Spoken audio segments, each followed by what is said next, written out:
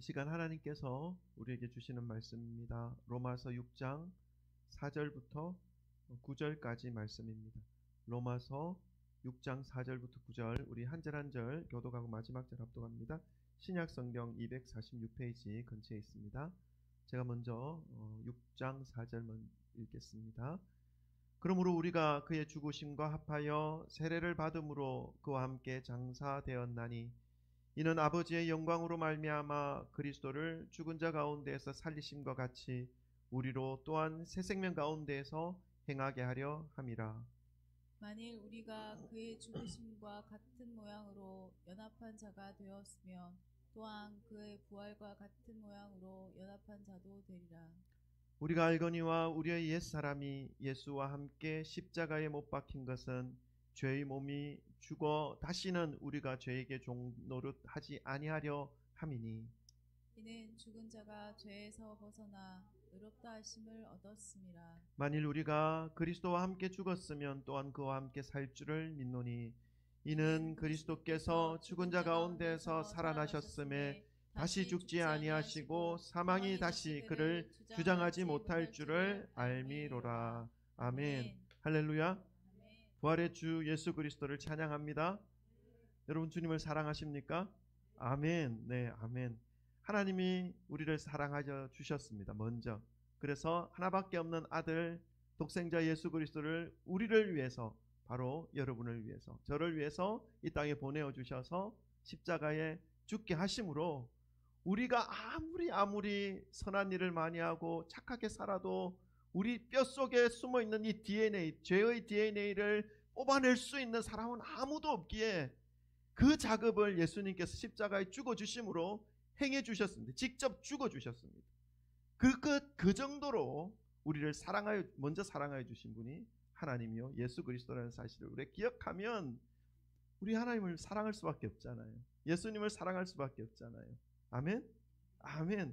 오늘도 우리 하나님께 예수 그리스도께 예배드리러 오신 우리 앞뒤 좌우에 계신 분들과 먼저 사랑 고백 나누고 말씀 받겠습니다. 우리 돌아보시는 사랑 고백 나누겠습니다.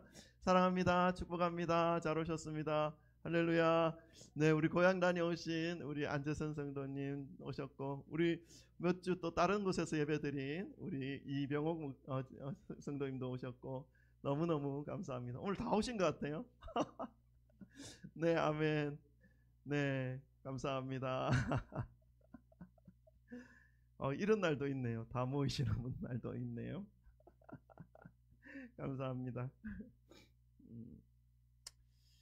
오늘 부활절입니다. 예수님께서 금요일 오후에 이제 돌아가셨습니다. 숨을 거두셨습니다. 그리고 토요일 어제죠. 하루 동안 무덤에 머무시고 오늘 새벽 주일날 아침 새벽에 무덤에서 나오셔서 제자들보다 먼저 갈릴리로 가겠다라고 말씀하셨습니다. 그러니까 우리 예수님의 시신이 안치되어 있었던 이 무덤이 주일날 새벽에 빈 무덤이 된 것입니다. 로마의 군인들이 무덤 문 앞에 겹겹이 보초를 서고 2중 3중으로 지키고 있었던 무덤입니다. 그리고 큰 돌이 남자 여러 명이 함께 굴러갈 수 있는 그 큰 돌이 무덤 문을 완전히 막고 있었고, 그리고 봉인까지 되어 있었던 그런 무덤이었습니다. 그러나 사망 권세 이기신 예수님은 주일 아침에 살아나셨고 무덤은 빈 무덤이 되었습니다. 이 빈 무덤에 관한 말씀은 마태, 마가, 누가, 요한 이 사복음서에서 모두 기록하고 있습니다. 이 말씀은 예수님이 죽음의 자리에서 다시 살아나신 그 현장을 한 사람만 본 것이 아니라 사복음서를 기록한 모든 기록자들에 의해서 각자의 시각으로 확인하고 기록에 남겨놓았다는 것을 알 수가 있습니다. 예수님의 제자들뿐만 아니라 예수님이 살아간 이후에 그 예수님의 가르침을 받고 살아갔던 이 사도의 대열에 들어갔던 바울 사도 역시 이 예수님의 부활에 대하여 이렇게 증언합니다. 고린도전서 15장 1절부터 4절 제가 읽을게요. 따라오시면 됩니다. 형제들아, 내가 너희에게 전한 복음을 너희에게 알게 하노니 이는 너희가 받은 것이요 또 그 가운데 선 것이라. 너희가 만일 내가 전한 그 말을 굳게 지키고 헛되이 믿지 아니하면 그로 말미암아 구원을 받으리라. 내가 받은 것을 먼저 너희에게 전하였노니 이는 성경대로 그리스도께서 우리 죄를 위하여 죽으시고 장사 지낸 바 되셨다가 성경대로 사흘 만에 다시 살아나사. 그러니까 바울은 자신이 전한 복음에 대하여 성도들이 기억하고 지키고 따를 것을 아주 강한 마음으로 권하고 있습니다. 그런데 그 자신이 가르치고 자신이 먼저 알려준 그 복음의 내용이 무엇이라고 말하고 있습니까? 그것이 바로 3절에 보니까 내가 받은 것을 너희에게 먼저 전하노니 이는 성경대로 그리스도께서 우리 죄를 위하여 죽으시고 4절에요 장사 지낸 바 되었다가 성경대로 3일 만에 사흘 만에 다시 살아났다. 그러니까 바울이 전한 복음의 내용은 바로 부활의 내용이었습니다. 바울이 자신의 삶을 바쳐서 죽을 때까지 전한 복음이 무엇이었는가 하면요, 예수님께서 다시 살아나셨다라고 하는 그러한 내용이었다는 것입니다. 그리고 15장을 계속 읽어보면요, 16절에 이후부터 또 이 부활에 대해서 어떻게 바울이 설명해 주는지를 알 수 있습니다. 이거는 우리 교독 한번 해볼까요? 15절부터 27절인데 좀 생각을 하시면서 부활의 내용이 무엇인지 생각하시면서 함께 교독해 보도록 하겠습니다. 제가 먼저 16절 읽겠습니다. 만일 죽은 자가 다시 살아나는 일이 없으면 그리스도도 다시 살아나신 일이 없었을 터이요. 그리스도께서 다시 살아나신 일이 없으면 너희의 믿음도 헛되고 너희가 여전히 죄 가운데 있을 것이요. 또한 그리스도 안에서 잠자는 자도 망하였으리니 만일 그리스도 안에서 우리가 바라는 것이 다만 이 세상의 삶뿐이면 모든 사람 가운데 우리가 더욱 불쌍한 자이리라. 그러나 이제 그리스도께서 죽은 자 가운데서 다시 살아나사 잠자는 자들의 첫 열매가 되셨도다. 사망이 한 사람으로 말미암았으니 죽은 자의 부활도 한 사람으로 말미암는다. 다 같이 읽겠습니다. 아담 안에서 모든 사람이 죽은 것 같이 그리스도 안에서 모든 사람이 삶을 얻으리라. 아멘. 여러분 뭐라고 말씀하고 있습니까? 만일 부활이 없다면 그리스도 안에서 잠자는 자, 이 잠자는 자는요, 이 땅에서 믿음으로 그 삶을 살아가다가 끝까지 믿음을 붙잡고 살아가다가 먼저 하나님 품에 안긴 자들 말합니다. 그리스도 안에서 잠자는 자, 이 잠자는 자의 삶이 망한 삶이라고, 부활이 없으면 망했다, 믿고 살아가는 그 삶 자체가 망한 삶이다라고 말하고 있습니다.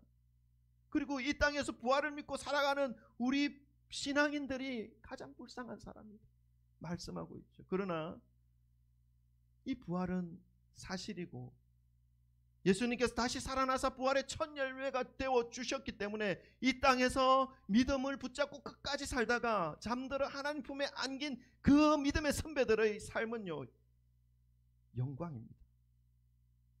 이 땅에서 부활을 믿고 살아가는 우리들은요, 가장 불쌍한 자들이 아니라 축복받은 사람들이라고 가르쳐주고 있습니다. 그러니까 복음 안에서 살아간다는 것은 부활의 영광에 참여하며 살아간다는 것을 의미하는 것이고, 또 복음과 이 부활은 떨어질 수가 없는 사실, 하나라는 사실을 가르쳐주고 있습니다. 우리가 신앙생활을 한다라고 하는 것은 이 우리가 부활될 줄을 믿고 이 믿음의 길을 가는 것이다라는 것을 말씀하고 있는 것이죠. 그러니까 이 복음 안에서 살아간다는 것은요, 부활은 믿는 사람에게 있어서 희망이 되는 것이고 소망이 되는 것이고 믿음의 삶을 완주할 수 있게 하는 힘의 원동력이 된다라는 것을 알 수가 있습니다. 우리가 이 부활의 신앙이 흔들리기 시작하면요, 이 신앙 자체가 흔들립니다. 우리가 죽어서 무슨 의미가 있느냐라는 생각을 가지고 믿음의 삶을 살아가게 되면요, 부활의 소망이 없는 거죠. 그러면요, 아무렇게나 대충 살아갈 수밖에 없습니다. 그러나 부활에 대한 소망이 우리 가슴에 깊이 새겨져 있으면요, 함부로 살 수가 없어요. 왜요? 우리 이 땅에서의 삶 이후에 영원히 펼쳐질 그러한 생명이 우리의 삶 가운데 약속되어 있다는 사실을 기억한다면 우리는 그날을 준비해야 되는 거거든요. 그 준비는 무엇입니까? 믿음으로 살아가는 것이죠. 부활을 믿지 못하는 사람들은 어떻게 말합니까? 항상 이렇게 말합니다.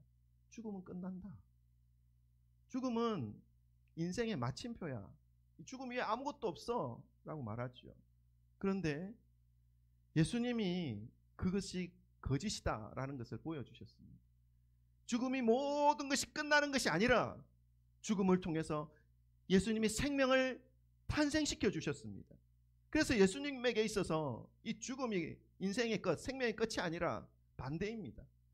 생명이 다시 죽음을 이기시고 다시 부활하신 그 생명이 죽음을 끝내셨다. 그러니까 예수님을 믿는, 부활의 첫 열매가 되어주신 예수님을 따라 부활의 열매로 살아가는 우리들에게 있어서 이 생명이 죽음을 끝내는 삶을 살아가고 있는 것입니다. 이해가 가십니까? 예수님께서 부활의 첫 열매가 되어주셨다라고 하는 이 말씀은요, 예수님을 믿으며 삶을 살아가는 우리 그리스도인들은 이 예수님께서 첫 열매가 되어주셨던 것처럼 부활의 열매로 다시 나타날 것을 가르쳐 주시는 말씀입니다. 예수님이 부활의 첫 열매가 되셨다.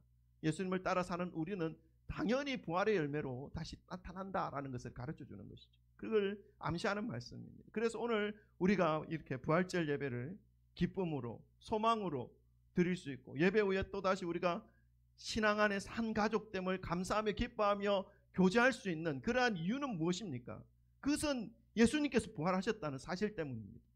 누구도 헤어날 수 없었던 이 사망의 권세를 깨뜨린 그러한 예수님의 그 모습과 그 능력을 우리에게 고스란히 허락해 주셔서 우리의 삶 역시 믿음 안에서 살아가는 이 삶에 예수님의 부활과 함께 사망 권세를 깨뜨리신 그 영광에 참여할 수 있는 은혜가 우리에게 부어진다는 사실 때문에 우리는 이 부활절 예배에 감사와 기쁨과 감격으로 예배를 드릴 수 있게 되는 것이죠.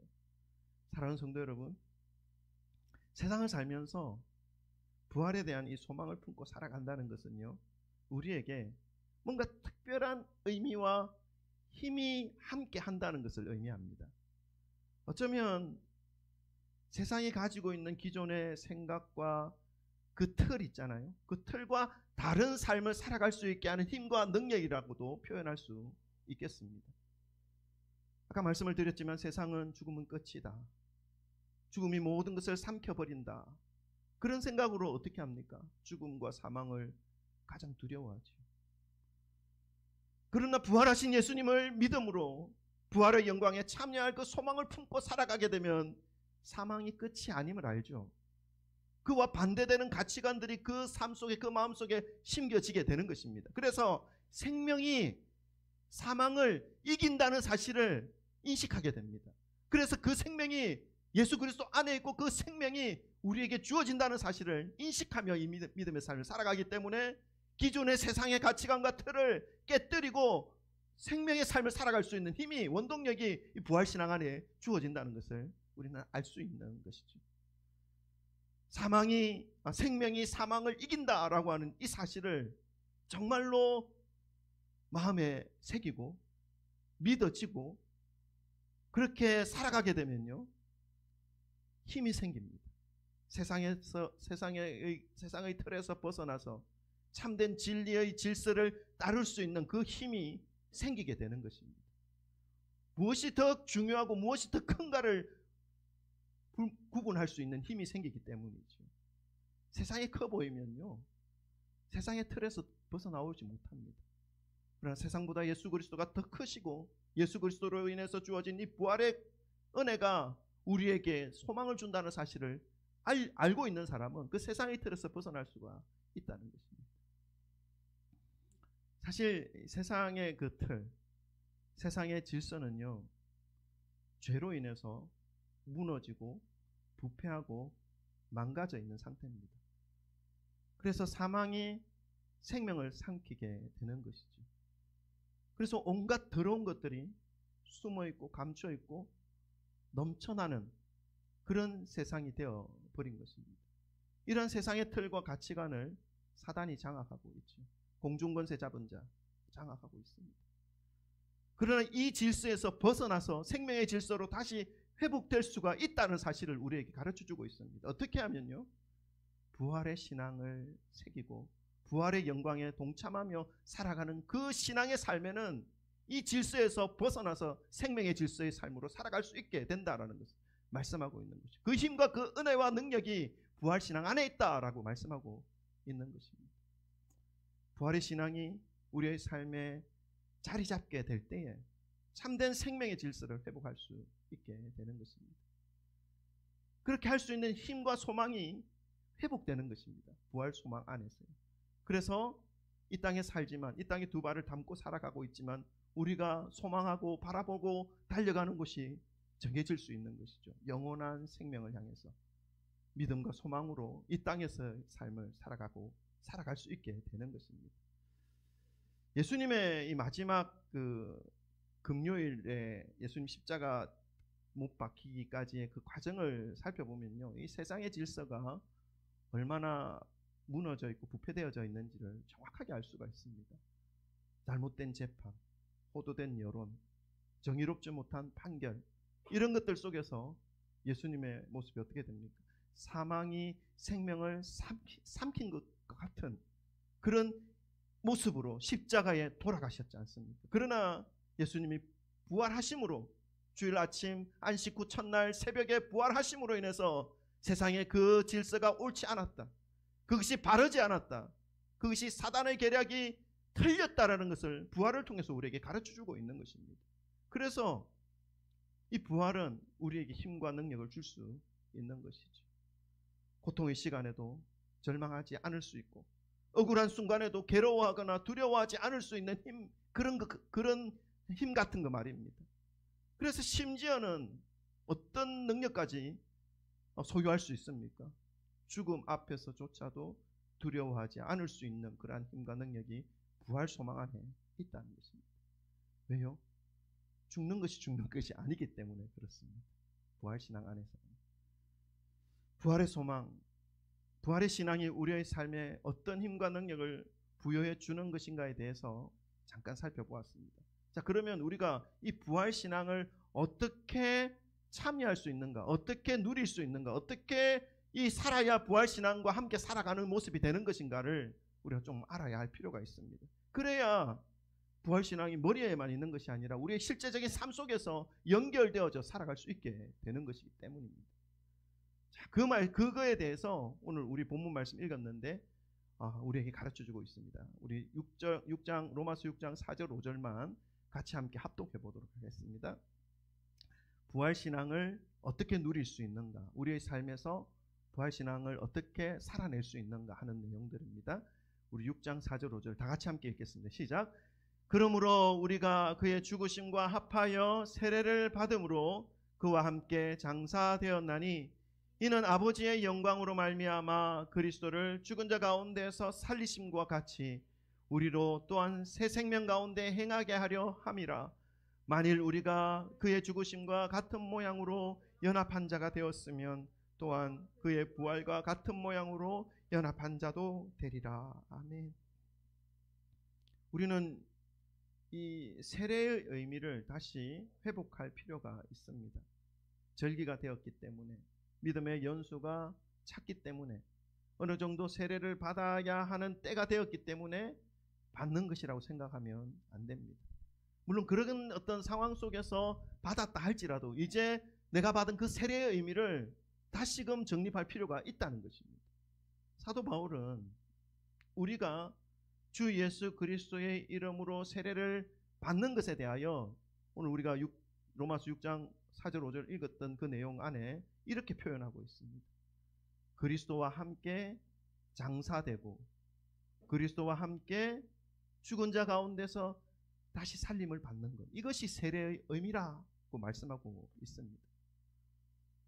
여러분, 우리나라에 이제 예수님이 전파되어지기 시작한 때가, 공식적인 때가 문헌으로 1800년대 후반, 구한말, 조선이 이제 망하게 되는 그때 서양 선교사들이 와서 이제 예수님을 전하기 시작했고, 그때 이제 우리나라에 복음이 들어오기 시작했는데, 선교사님들이 그런 기록들을 많이 남겨놓았습니다. 근데 그 기록들을 보면 선교사님들이 이제 조선이라는 나라에 와서 사람들에게 세례를 줄 때에 이 사람의 삶 속에 예수님의 흔적, 예수님과 함께 살아가는 그런 흔적과 변화들이 있는가 없는가를 면밀히 살펴보았다라는 기록이 있습니다. 당시 우리나라의 상황을 우리가 좀 살진 않았지만 드라마 같은 데서 보면 다 알고 있잖아요. 유교 문화가 아주 강했을 때입니다. 남자들이 많은 특권을 가지고 누렸던 사회적인 상황이었죠. 뭐 술, 담배 이거는 뭐 죄도 아닙니다. 그렇죠? 지금도 뭐 그런 거 부르면은 뭐 그것도 아닌데 어쨌든 술, 담배는 물론이고 능력이 되는 남자들은 여자들을 여러 명 거느리는 것은 다반사였습니다. 그리고 뭐 노름이라든가 뭐 허세, 허영 이런 것들은 남자들의 자랑거리였던 시기가 바로 그러한 때였죠. 그러할 때에 그러한 사회적 분위기 속에서 예수님을 믿어서 이제 새로운 삶을 살겠다라고 하는 사람들에게 이 선교사님들은 모두 세례를 주지 않았습니다. 기록이 그렇게 나 있습니다. 복음이 그 삶을 지배하는 그러한 모습이 있는지 그렇지 않은지를 먼저 살펴보았다라고 기록에 되어져 있습니다. 그것은 이 사람의 삶에 이 술주정의 문제가 해결되었는지, 여자의 문제가 깨끗한지, 그 당시 이 성경에서는 분명하게 부부는 한 남자와 한 여자가 만나서 한 가정을 이루는 것이 성경적인 원리입니다. 이 원리에 맞추어서 자신의 삶을 고쳐 나가는 모습이 있는지 그것을 보았다는 것입니다. 그리고 노름이나 이 허영심으로 자신을 꾸미고 자신을 감추고 있는지 없는지를 이런 부분을 면밀히 살펴보고 그런 부분들에 대해서 개선이 되어 있다면 세례를 베풀었다라고 하는 기록이 있습니다. 그렇습니다, 여러분. 부활에 동참한다는 것은 예수님과의 연합을 의미하는 것입니다.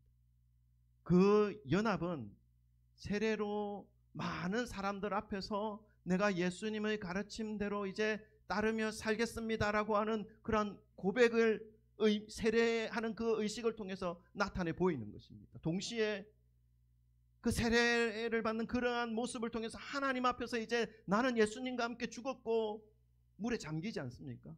나의 모든 것들이 물에 잠겨 죽는다는 것입니다. 그리고 다시 물에서 건져냄을 받지 않습니까? 세례가 원래 그런 의미이지 않습니까? 그 건져내는 그 삶은 이제 예수님과 함께 살아가는 삶이 되었습니다라고 하는 하나님 앞에 신앙 고백의 의미가 바로 세례의 의미입니다. 이것이 부활에 동참하는 모습입니다. 세례의 의미로 설명을 해드렸지만 예수님과 함께 이미 죽었다는 것은 나의 옛자, 죄의 종, 죄를 짓고도 부끄러움을 모르던 그 뻔뻔한 그 나의 자아, 부패한 나의 자아가 십자가 위에서 예수님과 함께 죽었다는 사실을 인식하는 겁니다. 그리고 이제 내가 살아가고 있는 이 자아는 새로운 자아인데 예수님과 함께 부활하여서 함께 예수님과 다시 살아가는 그러한 삶이라는 것을 인식하고 고백하는 그러한 것이 부활에 동참하는 삶이라는 것입니다. 이제 예수님의 부활과 함께 살아난 이 새로운 자아는 예수님과 함께 먹고 예수님과 함께 살아가는 자아라는 사실을 인식하고 살아가는 것이죠. 여러분, 예수님과 함께 먹고 예수님과 함께 살아간다라고 하는 이 말의 의미도 우리가 깊이 생각해야 됩니다. 그냥 자기 방 안에 한 켠에 예수님 사진 하나 딱 붙여놓고 나 예수님과 함께 살아가 생각하면서 자기 할 짓 하는 이런 것은 예수님과 함께 살아가는 모습이 아닙니다. 그 예수님의 사진 하나 없어도 예수님의 말씀을 기억하며 예수님의 가르침을 따르며 순전한 마음으로 예수님과 함께 말씀대로 살아가는 그 삶이 바로 예수님과 함께 살아가는, 함께 먹고 함께 마시고 함께 살아가는 모습입니다. 왜요? 말씀이 육신이 되어 이 땅에 임하신 분이 바로 예수 그리스도입니다. 말씀이 예수 그리스도라는 사실을 성경은 분명하게 우리에게 가르쳐주고 있지 않습니까? 말씀 따로 자기의 삶 따로 살아가는데 나 예수님과 함께 동행해. 다시 한번 생각해 보셔야 될 부분입니다. 사랑하는 성도 여러분, 오늘 부활절 아침에 예수님께서 말씀하시는 음성을 들으시기를 바랍니다. 예수님은 많은 말씀을 우리에게 해주셨습니다. 그러나 이 부활절 아침에 한 말씀만 우리가 좀 마음에 깊이 함께 새기고 이 부활절 말씀을 마무리하고자 합니다.